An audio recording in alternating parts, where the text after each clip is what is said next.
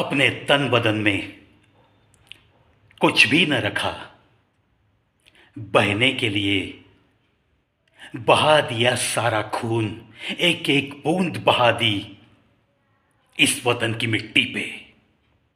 इस वतन की रक्षा करते हुए कुछ भी न रखा अपने तन बदन के वास्ते, सब कुछ बहा दिया उस जंग में, इस वतन की रक्षा करते हुए, इस वतन की रक्षा करते हुए। यही तो हालत होती है हर एक शहीद की।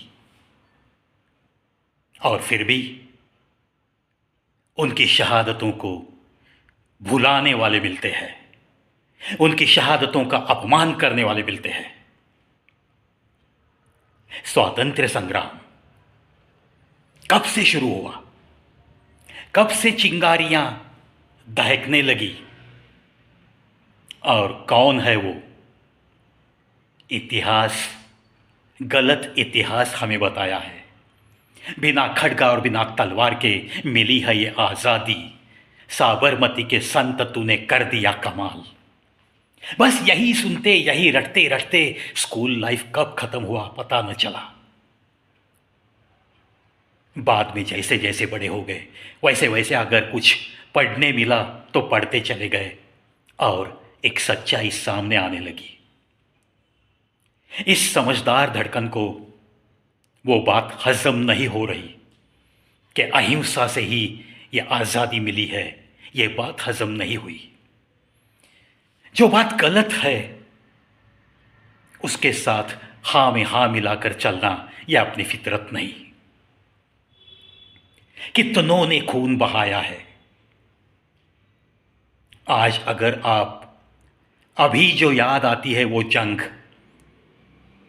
ये सिंदूर ऑपरेशन छोड़ दो, ये तो बहुत छोटी सी जंग हुई।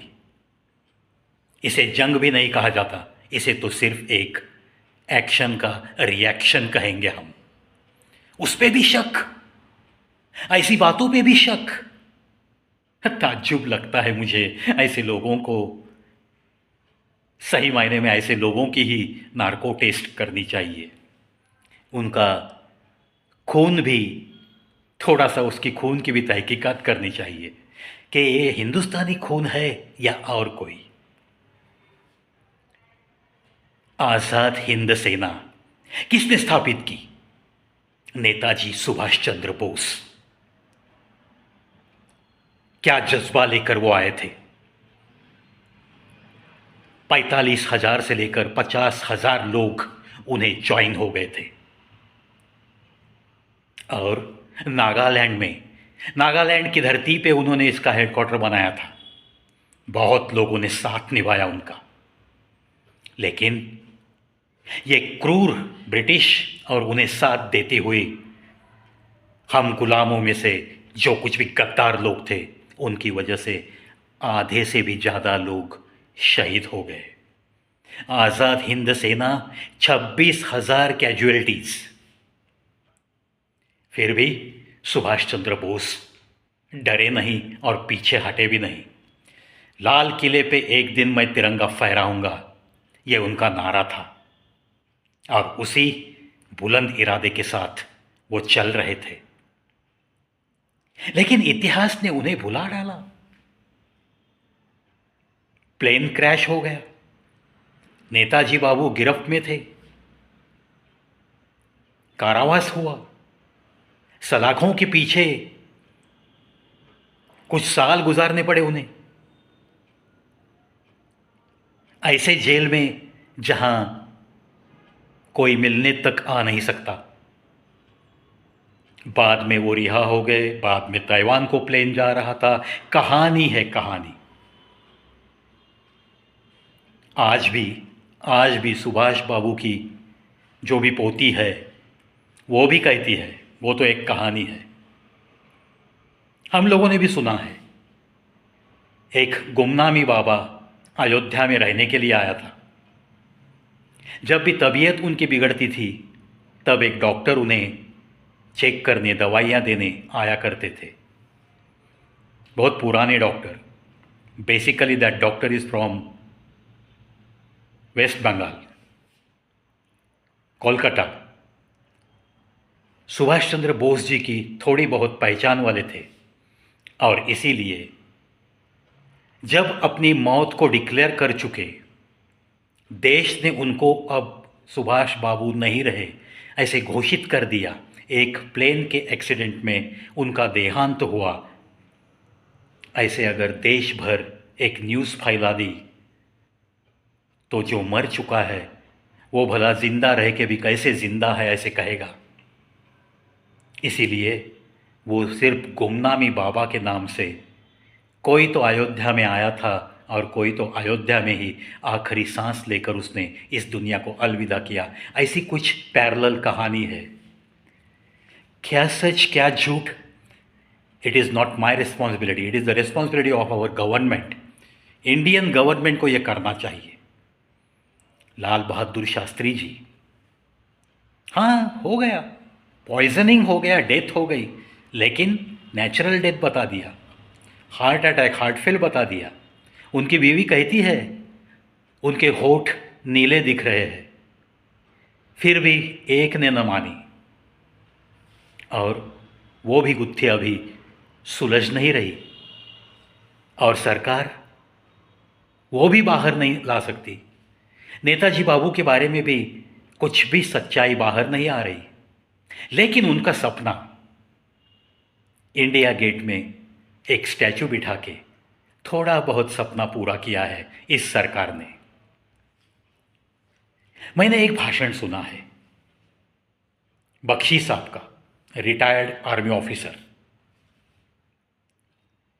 बड़े जोर शोर से उन्होंने वो भाषण किया। उसमें उन्होंने बताया कि जॉर्ज V, जिसे ब्रिटिशर्स बहुत मानते थे, उनका एक स्टैचू था, वो जगह अभी खाली है। बख्शी साहब ने अनाउंस कर दिया उस भाषण में कि सरकार को नेताजी सुभाष चंद्र बोस जी का एक बड़ा ही अच्छा पुतला उस जगह पे बिठाना चाहिए। पुतले के लिए जगह नहीं ऐसी बात नहीं है, वो जगह खाली है और वहाँ पे नेताजी बाबू का पुतला ज़रूर होना चाहिए। जिस इंसान ने आज़ादी की जंग छेड़ी थी और जिस इंसान में जज्बा था ब्रिटिशर्स के अगेंस्ट जाने का, और जिसे कुछ लोग जाकर मिले थे, हाँ नेताजी बाबू हम आपके साथ काम करने के लिए तैयार हैं, सीना तान के कुछ लोग गए थे। अब उनमें से तो सारे के सारे दुनिया छोड़कर चले गए, लेकिन कुछ है जिंदा जिनकी उम्र 95 से लेकर 103 104 तक की उम्र वाले कुछ आज़ाद हिंद सेना के उसमें काम किए हुए लोग, नेताजी बाबू को नज़दीक से देखे हुए लोग, उनकी स्ट्रैटेजी क्या थी, उनके दिल में क्या डेयरिंग था, वो कौन सा जज्बा लेकर चले थे, उन्होंने क्या कुछ किया और क्या उनका सपना था, ये सब कुछ याद करते करते बताने वाले कुछ लोग आज भी अपने भारत देश में हैं। नागालैंड के लोग बहुत मानते हैं नेताजी सुभाष चंद्र बोस जी को। इसलिए कहता हूँ ये आज़ादी के बाद हुई, चाइना की जंग ले लो, पाकिस्तान की जंग ले लो, 1965 की ले लो, 1971 का जंग ले लो, 62 का जंग छोड़ दीजिए, वो हमें बैकफुट पर ला दिया, लेकिन 65 और 71 में हमें विक्ट्री मिली थी। वो ऐसे ही नहीं मिली, बहुत सारे जवान हमारे शहीद हो गए थे, बहुत सारे अफसर शहीद हो गए थे। रिसेंटली जंग ले लो 1999 का करगिल का जो वॉर हुआ, जो हाई अल्टीट्यूड पे अपने जो पॉइंट्स है उस पे आके बैठे थे ये पाकिस्तान वाले सैनिक, और उन्होंने ऊपर से हमला शुरू किया था। जब भी कोई चोटी से बॉम्ब फेंकता है, जब भी कोई चोटी से गोलियां बरसाता है, तो नीचे वाली कैजुअलिटी ज़्यादा होती है। इसीलिए करगिल की वॉर में भी कम से कम 527 जवान अपनी जान दे चुके हैं अपने इस वतन की मिट्टी के लिए। सोचो, ज़्यादा पुरानी बात नहीं बता रहा हूँ मैं, 1999, सिर्फ 26 साल पुरानी बात जो हम भुला देते हैं, आराम से सोते हैं। किसी के भी दिल में ये नहीं आता कि जब एक जवान सीने में गोली खाता है और तिरंगे में लिपट कर जब उसका वो तन बदन निश्चल देह उसके घर तक चला आता है, तो पहले उसकी माँ कितनी रोती है, वो पिता कितने आंसू पीता है। बहुत जल्द भुला देती है ये सारी दुनिया।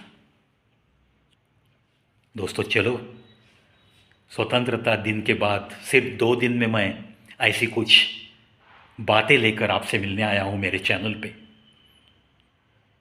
नेताजी सुभाष चंद्र बोस जी की जय।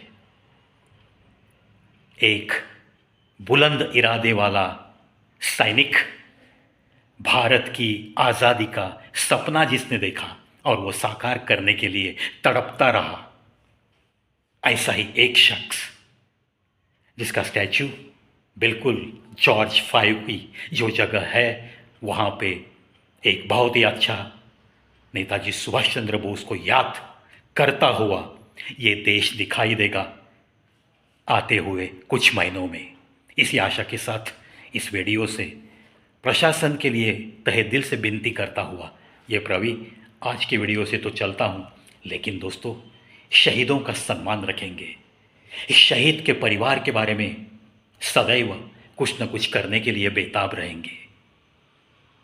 बस यही प्रतिज्ञा करते करते अपने भारत देश के लिए जहाँ भी हो, किसी भी क्षेत्र में क्यों ना हो, लेकिन देश सेवा का ब्रीद कभी ना भूलेंगे, कभी ना भूलेंगे, कभी ना भूलेंगे।